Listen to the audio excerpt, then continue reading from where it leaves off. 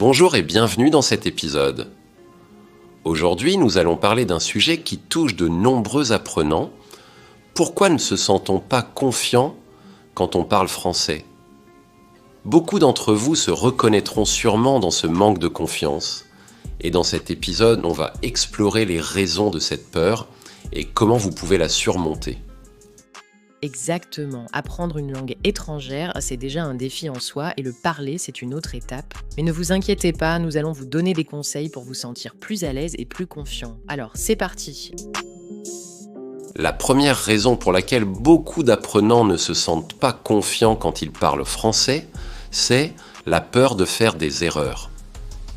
Tout le monde a peur de dire quelque chose de faux ou de paraître ridicule, n'est-ce pas ? Oui, c'est une peur très courante. Mais il faut savoir que de faire des erreurs est totalement normal. Même les natifs font des erreurs parfois. C'est comme ça qu'on apprend. L'essentiel, c'est d'accepter ces erreurs et de les utiliser comme des étapes vers l'amélioration. Exactement. Plus vous ferez d'erreurs, plus vous apprendrez. Il ne faut pas avoir honte. Le plus important, c'est de continuer à pratiquer malgré les erreurs. Une autre raison pour laquelle on manque de confiance en parlant français, c'est le manque de pratique. Vous pouvez apprendre toute la grammaire et le vocabulaire du monde, mais si vous ne les utilisez pas dans des conversations réelles, vous ne pourrez pas les maîtriser. C'est vrai, la pratique régulière est essentielle. Vous pouvez écouter des podcasts, lire et même regarder des films en français, mais il est important de s'en parler aussi souvent que possible. C'est en pratiquant qu'on devient plus à l'aise. Absolument. Si vous n'avez pas d'amis francophones avec qui discuter, vous pouvez utiliser des applications comme Tandem, Chi ou HelloTalk pour échanger avec des natifs. Il y a aussi des groupes de conversation en ligne ou des clubs de langue auxquels vous pouvez participer. Une autre chose qui peut affecter la confiance, c'est la comparaison avec les autres. On voit des amis ou des collègues qui parlent très bien le français. Et cela peut nous faire sentir qu'on ne progresse pas assez vite. C'est un piège dans lequel beaucoup d'apprenants tombent. Mais l'important, c'est de ne pas se comparer aux autres. Chacun a son propre rythme d'apprentissage et vous devez vous concentrer sur vos propres progrès, même s'ils semblent petits. Exactement. Célébrez chaque petite victoire. Par exemple, si vous avez réussi à parler pendant 10 minutes en français sans vous interrompre, c'est déjà un grand progrès. Ne vous comparez pas à ceux qui parlent couramment. Chaque étape compte.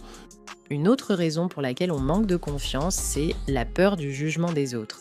On a peur que les gens se moquent de notre accent, de notre prononciation ou de notre grammaire. C'est un obstacle majeur pour beaucoup d'apprenants. C'est compréhensible, mais il faut se rappeler que les gens qui vous écoutent sont généralement bienveillants. En réalité, ils sont souvent impressionnés que vous fassiez l'effort de parler leur langue. Vous n'êtes pas là pour être jugé, mais pour communiquer. Exactement, et même si quelqu'un vous corrige, c'est une opportunité d'apprentissage. Au lieu de vous sentir mal, voyez-le comme une chance de vous améliorer. Plus vous serez à l'aise avec l'idée d'être corrigé, plus vous progresserez rapidement.